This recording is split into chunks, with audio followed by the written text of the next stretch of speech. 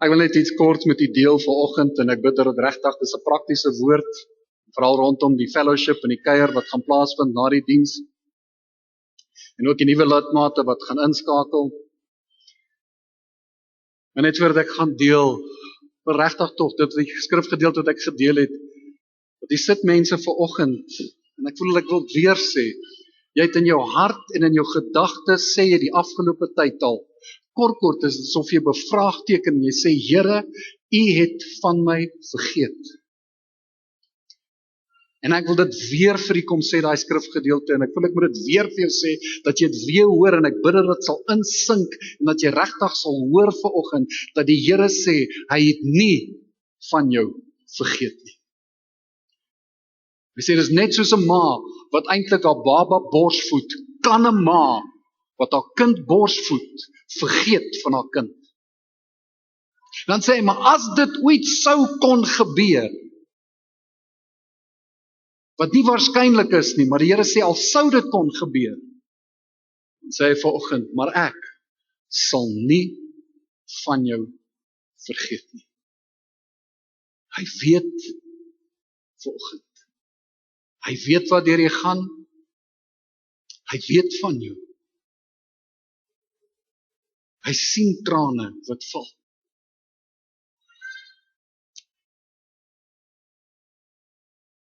En ek wil jou aanmoedig deur te vir jou te sê, omdat jy nie dadelik die hand van God in aksie sien, beteken dit nie dat God is nie besig om te werk nie. Hy is besig om te werk en sy hand is in beweging in plekke wat ons dit nie sien nie. So wanneer hy sê ek het jou nie vergeet nie, dan beteken dit hy doen ook iets daaraan. So weet vanoggend, hy sê jou mure, o Sion, is voor my. Hy sê ek sien jou voor my. En die kosbaarste wat hy sê daar's 'n prentjie van jou op my hande getatoeëer. Vir die lees in die Amplified Bible.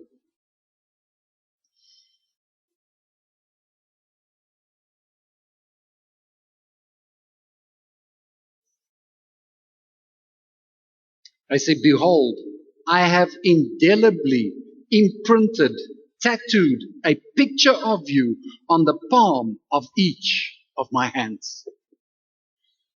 So wanneer hy kyk na sy hande, dan sê hy eintlik vanoggend, Nikkie, as 'n prentjie van jou op my handpalms getatoeëer. Hy sê vanoggend, Oudalien, as 'n prentjie van jou op my handpalms getatoeëer. So wanneer hy na sy hande kyk, wat hy eintlik sê is, ek sien jou, en ek hoor jou. Mag dit vanoggend in jou hart en in jou gees indring. Volgens as dit kom, en ek wil jou vra om net vir 'n oombliekie, net te dink, wat is familie vir jou? Wat beteken familie vir jou? En as jy die woord familie hoor, wat is die woorde, gedagtes wat dadelik by jou opkom? Wat se woorde dink jy aan as jy aan die woord familie dink?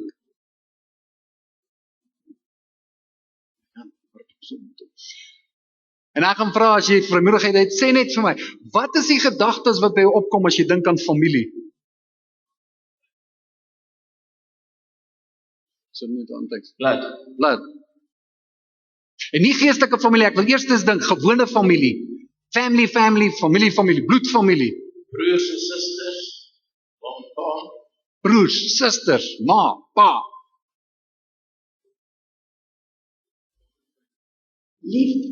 Liefde. Samesyn. Fellowship. Wat nog? Dink. Jy dink aan jou eie familie. Net nie dink aan jy die verskille wat jy vanoggend gehad het voor breakfast. Togetherness. Moeilikheid. Mooi. Feite. Iemand is eerlik. Mooi, Dion. Die vir wie ek lief is, wat lief is vir my. Amen. Rina, ons sal hom bid na die diens. Nog iemand. Omgee. Mooi.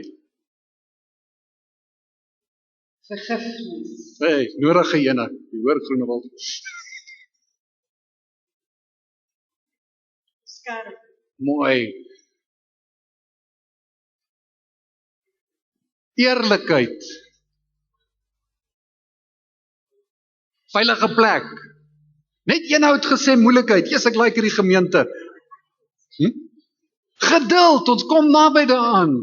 Yes, hierdie gemeente is so kwaai. Daar's net een of twee ouens wat moeilikheid beleef. As jy dink aan familie, stry, gebeur dit. Ek weet dit gebeur in ander huise, nie in julle huise nie. Verskil van mekaar, beklei, laat kom, nie opdag nie.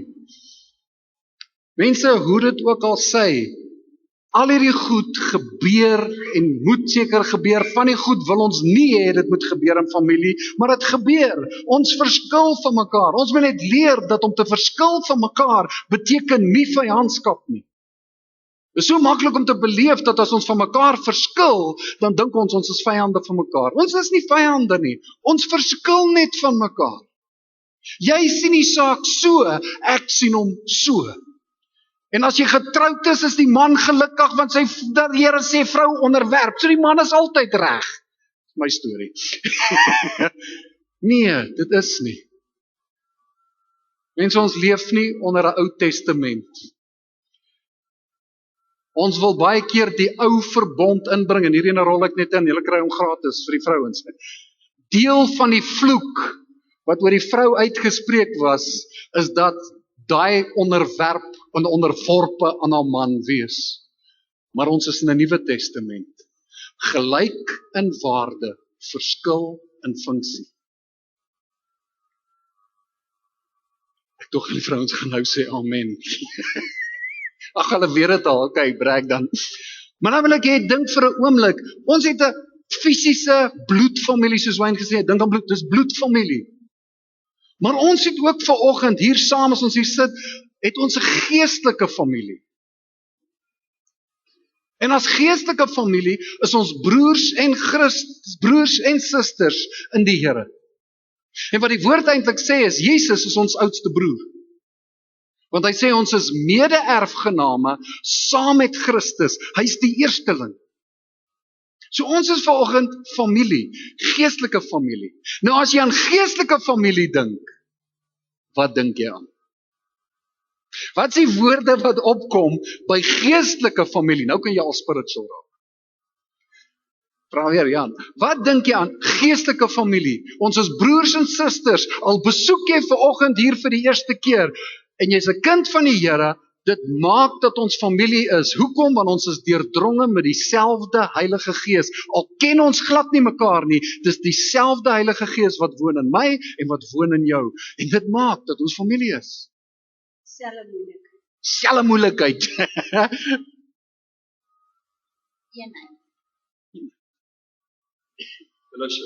Fellowship.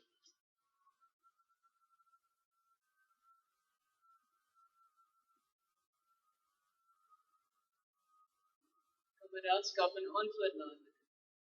Amen. En dink daaraan mense, die ou long show is familie, is jou broer en suster in die Here. Gaan ons van net soos in 'n fisiese familie, in ons bloedfamilie, gaan ons verskille van mekaar beleef? Ja. Beteken dit ons is nou vyande? Nee. Wel dan, hoekom tree ons so op? Hoekom is dit, julle wat getroud is, as jou vrou jou die oggend nie gegroet het nie, wip jy jou pakkie, jou tas en trek jy die huis uit?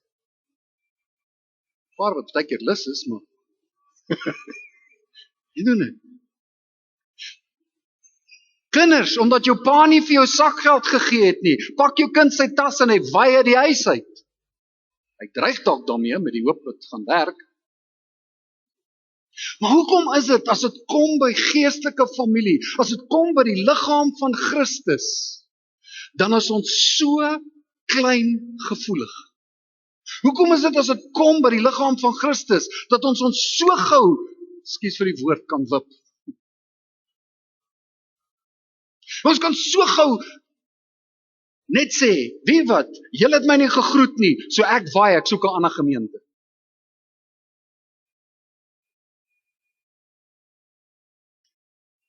Mense moet altyd onthou, the way you exit is the way you enter. So as jy hier weggaan en jy's kwaad vir my of vir Jan of vir die pastoor of vir die dominee of vir die predikant en jy het kwaad geword vir hom, the way you exit is going to be the way you enter. So as jy hier weggaan met kwaad, hoe gaan jy by die volgende plek ingaan? Met kwaad. En ek waarborg jou, 9 uit 10 keer is die kanse goed dat jy gaan kwaad word vir die predikant en die leiers in die volgende gemeente. Hoekom? Want dis iets wat in jou hart kom sit het. En dit baie keer eintlik niks te doen eers met die leiers nie. Dis omdat ons nie ons eie harte uitsorteer nie.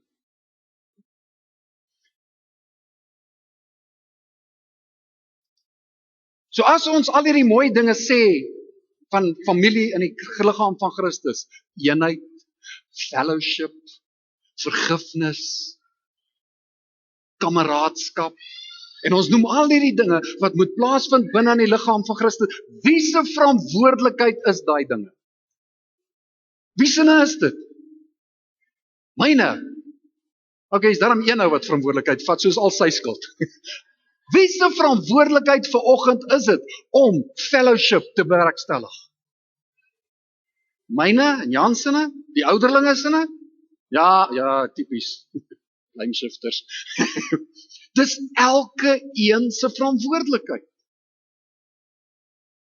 Dis ons elke een het die verantwoordelikheid om te sê, Here, ek sal eenheid in hierdie liggaam maak werk.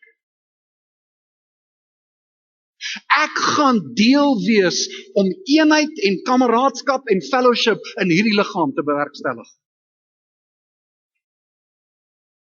Romeine 13 vers 8. Dan skryf Paulus die volgende en hy sê, wees aan niemand iets skuldig nie, behalwe om mekaar lief te hê. Want hy wat 'n ander lief het die wet vervul. Want dit, jy mag nie egbreek nie, jy mag nie doodslaan nie, jy mag nie steel nie, jy mag nie valse getuienis gee nie, jy mag nie begeer nie, en watter ander gebod ook al, word in hierdie woord saamgevat. Jy moet jou naaste lief hê soos jouself. Sê net vir die ou langs jou, jy moet my lief hê soos jouself.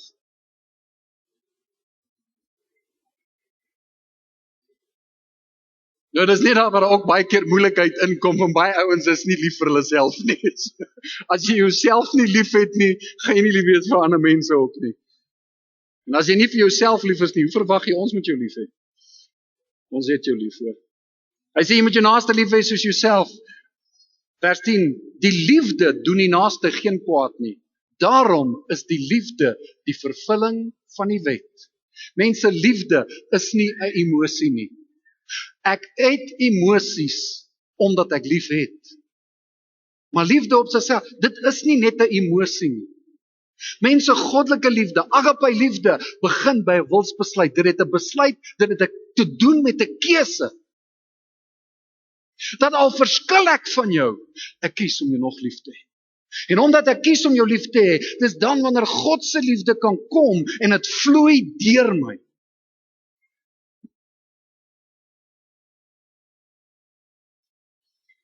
In 1 Petrus 4 vers 8.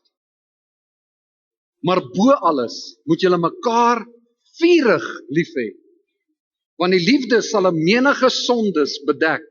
Wees gasvry teenoor mekaar, sonder om te murmureer, of sonder om te kla. Hy sê, wees gasvry teenoor mekaar, sonder om te kla. Hy sê, julle moet mekaar vurig lief hê. Die Engels sê, you must fervently love one another. Hy sê wat? Die sonde, die liefde bedek 'n menigte sondes. So al is daar dinge wat fout is, die liefde maak dat daai dinge bedek word. Ons sien nie, met ander woorde, ons sien nie die kwaad elke keer raak. Ons sien die goeie raak in mekaar. Ten spyte van die kwaad en die negatiewe goeders wat daar is. Jack Frost het 'n ding wat hy sê, we must value people for relationship, not for what they could do for us. Wil dit weer lees. We must value people for relationship, not for what they could do for us. Jy sien, baie keer, ons stel in mense belang vir dit wat ons uit hulle kan kry, of vir dit wat hulle vir ons kan doen. Hy sê nee, mense moet belangrik wees vir verhouding. Dit gaan oor verhouding, dit gaan oor liefde, dit gaan oor daai intimiteit.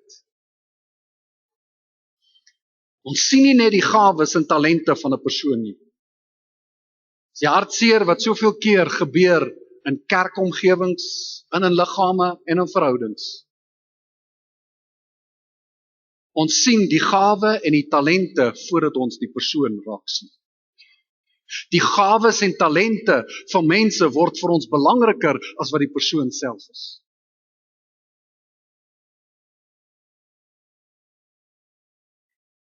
God is more interested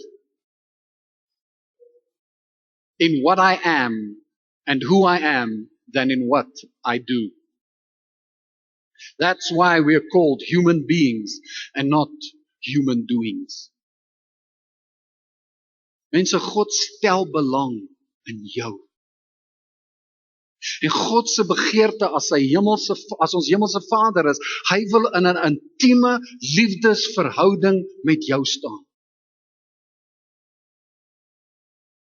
Die koninkryk gaan oor kindskap, dit gaan oor seunskap en dogters, dat ons sy kinders is en dat ons in daai verhouding met hom sal staan. En vanuit die senter van daai liefdesverhouding, vanuit daai verhouding en intimiteit met ons, moet al die ander dinge vloei.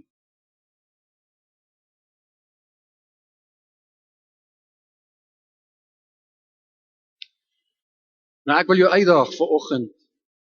Wil jy nie vanoggend sê, ek gaan verantwoordelikheid vat in hierdie gemeente om verhoudings te bou.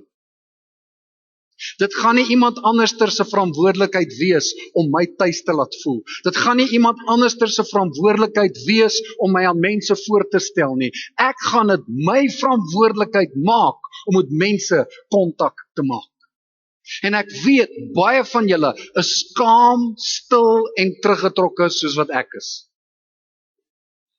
En mense lag altyd as ek dit sê, maar mense, ek was reg, dis hoe wie ek was. Ek was regtig skaam, stil en teruggetrokke. Totdat ek getrou het. Sien ek gaan tweede, kom nie eens die waar nie. Maar ek was altyd, as daar 'n groep mense was, kyk maar in die hoekie, ek het daar ergens op 'n stoel gesit, en ek het die mense net dopgehou. Ek was so stil soos 'n bedlampie, en ek het nie veel gesê nie. Hoe sê man nou die dag, ek was so stil soos 'n dinkie toy se exhaust. Ek het nie veel gepraat nie. Maar daar's iets wat die Here in jou hart losmaak. Want dit is sy liefde wat jou dring om verby 'n skaamheid te beweeg, verby 'n teruggetrokkenheid. Maar ek wil jou ook uitdaag vanoggend. Vat verantwoordelikheid vir jou deel waar dit skeefloop in verhoudings. Ek wil weer sê, vat vanoggend verantwoordelikheid vir jou deel waar dit skeef geloop het in verhoudings.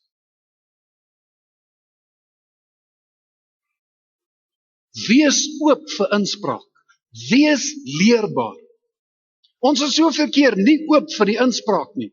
En as ons regtig broers en susters is, as ons familie is, mense, dan moet ons op 'n plek kom dat ons bereid is om die inspraak in mekaar se lewens te gee, maar ook belangrik dat ons nie sal aanstoot neem wanneer iemand inspraak gee nie, maar dat ek eerder my hart sal oopmaak en die inspraak sal vat wat daardie persoon vir my wil bring. 2 Korintiërs 13 vers 11 sê Paulus verder, broeders en susters, wees bly, word volmaak, Laat julle vermaan. Nuwe vertaling sê, ontvang vermaning. Wees eensgesind, hou vrede, en die God van liefde en vrede sal met julle wees. Groet mekaar met 'n heilige kus. Dank die Here, daai het ons nie meer toe te pas nie. En ek het dit al vir julle vertel. Die vroeë dae van die AGS, baie jare terug, dan die ouderlinge altyd gestaan by die deur, en as mense kerk toe kom, dan net soos dit ons die jakens maak, dan groet hulle verwelkom die mense. Maar daai dae het hulle Paulus se skrif letterlik gevat. Hulle het die mense gegroet met 'n heilige soen. Nou kan jy dink as die broers aankom, hulle het die broers gegryp, en dan soen hulle hom. Verwelkom hom hulle met 'n soen. Ek dink dis hoekom die kerk dalk nie so vinnig gegroei het nie.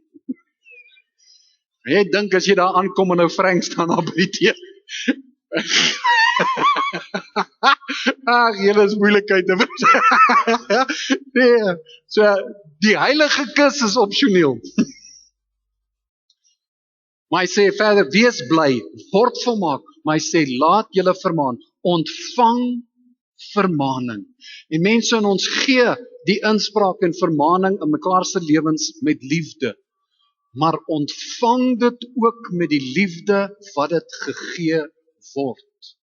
Baie keer dan reageer ons en ons sê, maar hy het dit nie met liefde afgelewer nie. Was dit nie met liefde afgelewer nie, of was dit my hart wat nie ontvanklik was regtig vir die vermaning nie? Jy sien, die moeilike ding is, wanneer ons die eerste keer 'n waarheid oor onsself hoor, dan is ons geneig om negatief teen dit te reageer, want dit maak seer. Dit voel op daai oomblik as iemand vir jou kom sê, hoor hierso, jy's ongeskik baie keer as jy mense groet. Jy's verskriklik kwaai. En as ons dit hoor, dan voel ons op daai oomblik seer gemaak. Ons begin ongemaklik voel. Want is nie lekker om te hoor, daar's iets wat fout is in jou. Nou dag is hy trou, en dan vind jy uit wat's fout met jou, maar nee, is nie regtig waar nie. Maar dank die Here vir ons vrouens. Hulle kry ons op die regte spoor. Ons gelukkig, toe ons trou, het ons perfekte vrouens gekry. Dis in die huwelik wat die mans hulle onperfek maak. Maar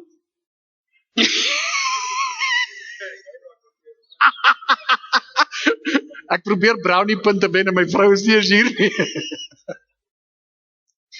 Maar baie vrou man sê, hoorie, hulle moan oor die vrouens wat hulle het. Toe sê 'n skoonpa nou die dag, hoorie, die dag toe jy haar gevat het, was sy okay geweest.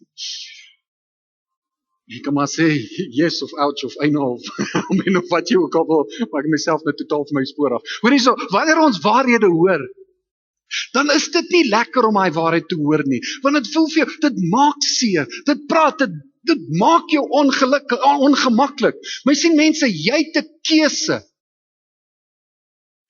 Jy kan die pyn kies wat jy wil verdra of deurgaan. Want jy sien, jy kan of die pyn vat en hanteer en kies, om op daai oomblik wat jy daai boodskap kry, dit te erken as die waarheid, dit te bely, en dit te hanteer dadelik en werk daarvan te maak. Of jy kan kies om dit nie te hanteer nie, maar maande of selfs jare later die pyn dan te moet hanteer wat dit in jou familie veroorsaak het of in jou verhoudings. So jy die keuse vanoggend, wanneer iemand inspraak in jou lewe gee, vat verantwoordelikheid en eienaarskap van dit en sê, wee, ek besef dit is waar. Partykeer besef ons nie as ons doen dinge nie, en dan kan jy vra, maar het ek regtig tree ek so op? Ja. Dis 'n skok, maar dankie. Bely dit en hanteer dit dadelik. Maar jy sien, omdat ons so geneig is om in reaksie te gaan wanneer ons hierdie negatiewe goeders kry, omdat ons so maklik begin reageer in plaas van om te regeer, Wat doen ons? Gelukkig doen julle dit nie, maar ons praat nou van ander mense. Spreuke 28 vers 13, hy sê, hy wat sy oortredinge bedek, sal nie voorspoedig wees nie. Maar hy wat dit bely en laat staan, sal barmhartigheid vind. Wil dit weer lees? Spreuke 28 vers 13, hy sê, hy wat sy oortredinge bedek, hy wat in ontkenning gaan, hy wat in denial lewe, hy wat oorgaan en homself dadelik regverdig en verdedig, is eintlik besig om homself te bedek. Dan sê hy, jy sal nie voorspoedig wees nie. Maar hy wat dit bely en laat staan, hy wat dit aanvaar, die vermaning ontvang, leerbaar is en werk maak daarvan. Die Here sê, jy sal barmhartigheid vind.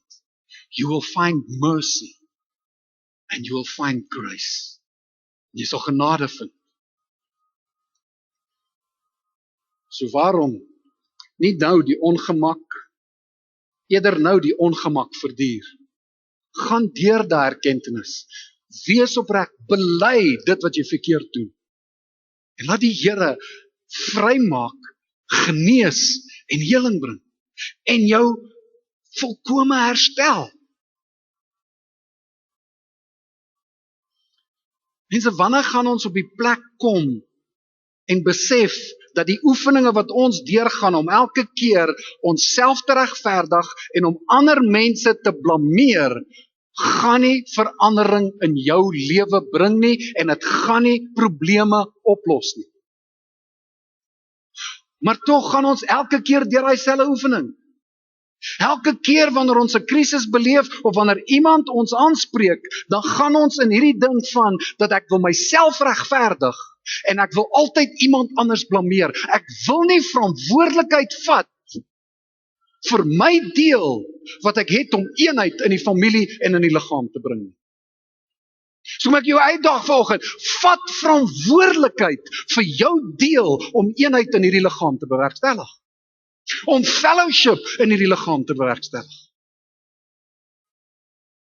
Mense, deel van wat ons wil hê is hartklop van die gemeente is eerstens dat daar ons regtig in intimiteit en in 'n intieme, liefdevolle verhouding met ons Vader sal wees. Dat ons vanuit daai intieme verhouding alles sal doen wat ons doen. Wat Paulus sê, dis die liefde van God wat my dring. En tweedens, dat ons in verhouding met mekaar sal staan. Dat ons regtig familie sal wees. Ons gaan verskil in familie. Maar soos hy sê in Hebreërs 12, jaag die vrede en die heiligmaking na met almal. So hy sê, jaag na die vrede met mekaar. So al het ons verskil, al het daar uit skeef geloop, ek gaan jaag daarna om vrede te probeer maak. Aan 'n plek skryf Paulus dan sê, waar dit moontlik is van jou, leef in vrede met almal.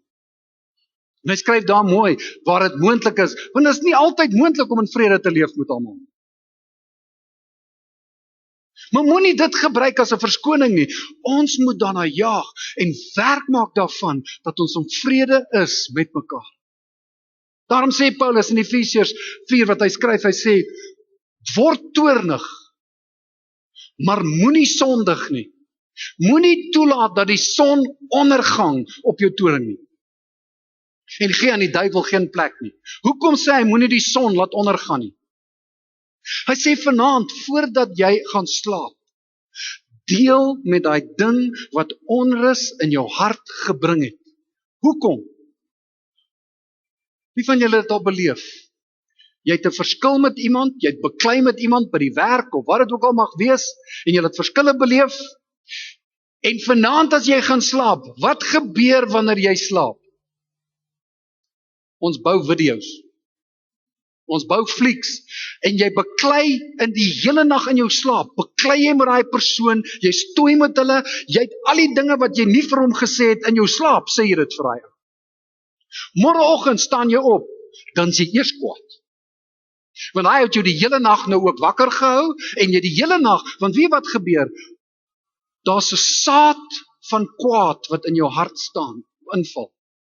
En die vyand wil hê, hy wil 'n saad van bitterheid in jou hart kom plant. Wortels groei in die nag. So daai wortel begin in die nag in jou hart pos te vat en hy begin te groei. Dan sê in Hebreërs, moenie in die genade van God veragter en dat daar 'n boom van bitterheid in jou opgaan, groei. Want baie word daardeur besoedel. Nee, vat verantwoordelikheid. Kry klaar met daai oefening van dis jou skuld, dis iemand anders se skuld. Hou op blame shift.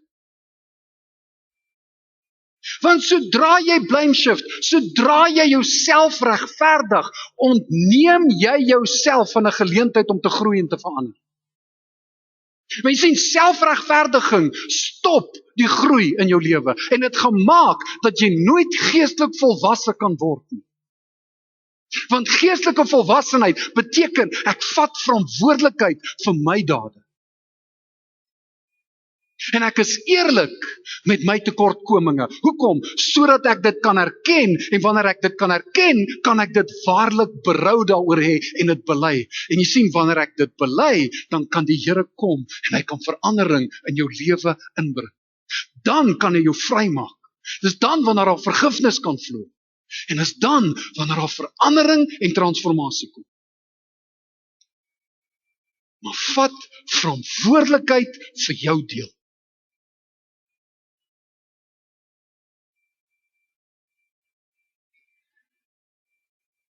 Efesiërs 4 vers 29, hy sê, ek lees uit die Amplified Bible, hy skryf en hy sê, let no foul or polluting language, nor evil word, nor unwholesome or worthless talk ever come out of your mouth, but only such speech as is good and beneficial to the spiritual progress of others, as is fitting to the need and the occasion, that it may be a blessing and give grace, God's favor to those who hear it.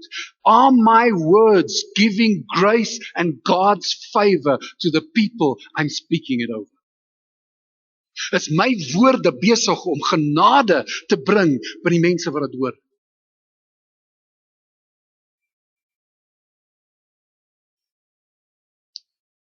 Jack Frost het ook die volgende gesê, en hy skryf baie goeders, en ons sal seker op 'n stadium daaroor bedien, oor geestelike weeskind-sindroom. Dat ons geestelike weeskinders is, en hoekom ons optree soos geestelike weeskinders. Maar hy skryf 'n ding, en hy sê, nobody makes me respond in a dishonoring way. It's my own insecurities and need to validate myself that dishonors another person. I am beginning to take ownership of the truth and am seeking to lay down all my really good and well-rehearsed excuses. Dis nie die ander ou wat maak dat ek hom dishonor en op 'n lelike manier hanteer nie. Dis my eie reaksies. Want jy sien, as ek gaan elke keer sê, jy het my gemaak dat ek dit doen, dan beteken dit, en jy erken net daar, jy het nie beheer gehad nie, jy het die beheer oorgegee vir iemand anders. Dan voor jy die voorbeeld gebruik, as ek spoeg op jou, het ek jou kwaad gemaak of het ek jou nat gemaak? Baie mense sê, jy het my gespoeg, jy het my kwaad gemaak, ek het jou nat gemaak. Jy het jou gewip en jou wangetjie 6 bar opgeblaas. Vat verantwoordelikheid, die laaste gedeelte wat ek wil deel. Vat verantwoordelikheid vir jou eie tekortkome, jou eie foute en waar jy fout maak.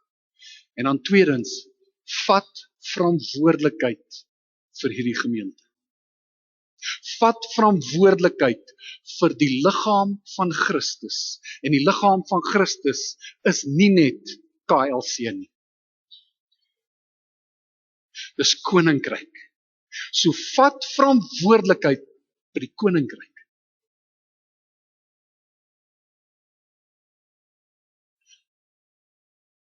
Hou op ander kerke afbreek, omdat hulle nie glo soos wat jy glo. Die feit dat hulle nie groot doop nie, maak nie dat hulle nie gaan hemel toe gaan. Die feit dat hulle nie in tale praat en in tale bid nie, maak nie dat hulle onheilig is of ongered is nie. Ander gelowe hanteer hulle met respek en honor. Vir die moslems, die Here sê, jy moet hulle lief hê. Want is die liefde wat hulle gaan wen. Mense, dis die liefde van God, is die uitstaande ding wat Christendom anders maak as ander gelowe. Buiten Christus se sterwe op die kruis na die prys betaal is. Maar hy onvoorwaardelike liefde. Ons het gesing net nou en ons gaan dit weer sing. I have a light and it shines. Mense, deel van hy lig wat uit jou uitskyn, is die liefde van Christus en die liefde van God die Vader wat in jou hart uitgestort is. En wanneer jy daai liefde met mense deel, gaan dit soos 'n lig skyn in hierdie wêreld. En ek wil jou uitdaag, kerk, vat verantwoordelikheid om sy liefde uit te dra. Vat vanoggend verantwoordelikheid om mense deel van die familie te laat voel. Vat verantwoordelikheid om uit te reik na mense. En ek vra, wie is vanoggend vir die eerste keer hierso? Kom ons gee hulle 'n groot hande klap.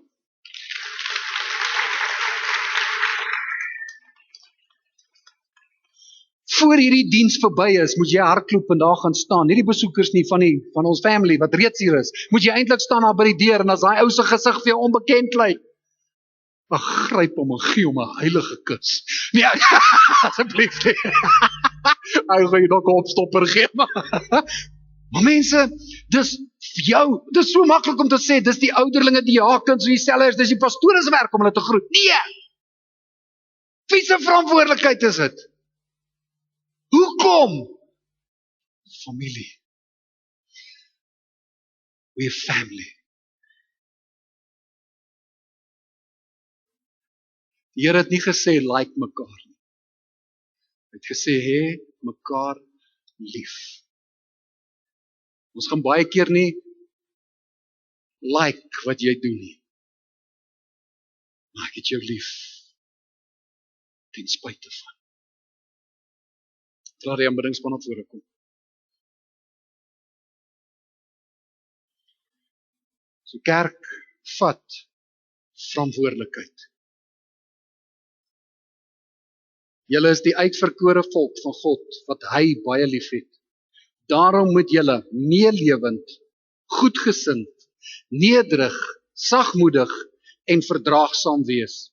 Wees geduldig met mekaar en vergewe mekaar as die een iets teen die ander een het. Soos die Here julle vergewe het, moet julle mekaar ook vergewe.